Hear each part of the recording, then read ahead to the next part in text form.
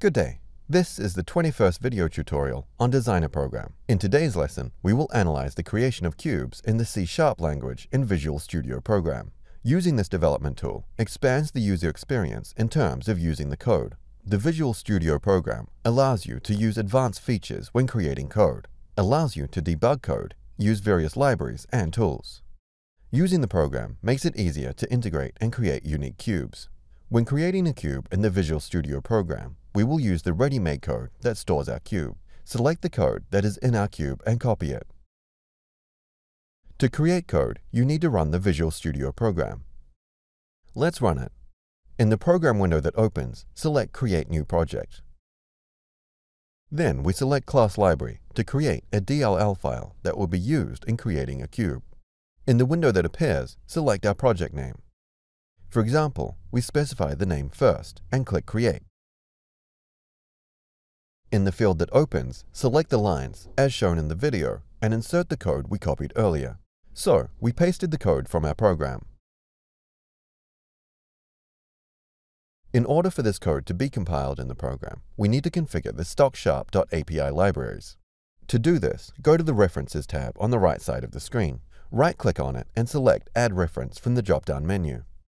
In the window that appears, click on the Browse button and go to the folder where the API libraries are stored, which we downloaded from the StockSharp website.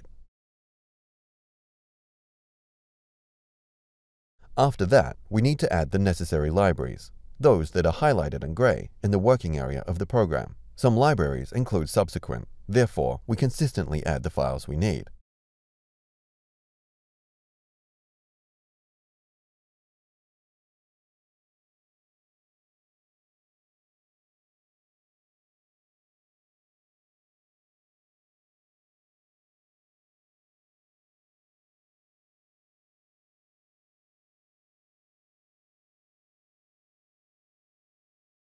After we've selected all the necessary files, click on the Add button, and in the window we will see all the libraries we have added.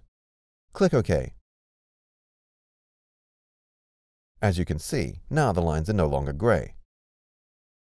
Let's change the name of our strategy to First.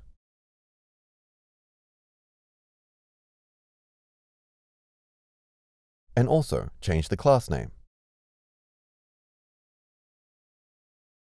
After changing the class name, the program will indicate where it is also necessary to change the name. After that, let's build and check the code for errors. To do this, select the item in the Build menu, and in the drop-down list, Build Solution item, or just click on F6.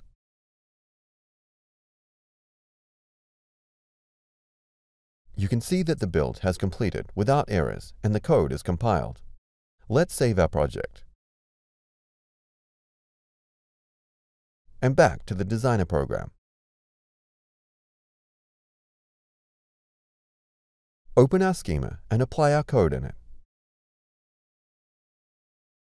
Remove unnecessary cube. In order to use the code we have written and integrate it into the program, you need to use the DLL cube. Find it in the palette using the search. Enter the DLL cube settings and select the path by which the DLL project file created by us in the Visual Studio program is stored. The file is located in the Debug folder and has the name of our project. Select it. Specify the strategy name. After that, the DLL cube will have input and output sockets, and it can be used as a standard cube. Connect the appropriate sockets. Select an instrument and click on Start. As you can see, our strategy builds charts and trades. Orders are registered, trades are made. This suggests that the cube with the code works and is fully integrated into the strategy. The use of such cubes in a strategy simplifies the work for many users, makes the strategy more convenient. The user can set working conditions by creating unique cubes and editing the code. Thus, it becomes easier to adapt strategies to the trader needs, and the principle of work are more clearer. That's all. Thanks. Goodbye.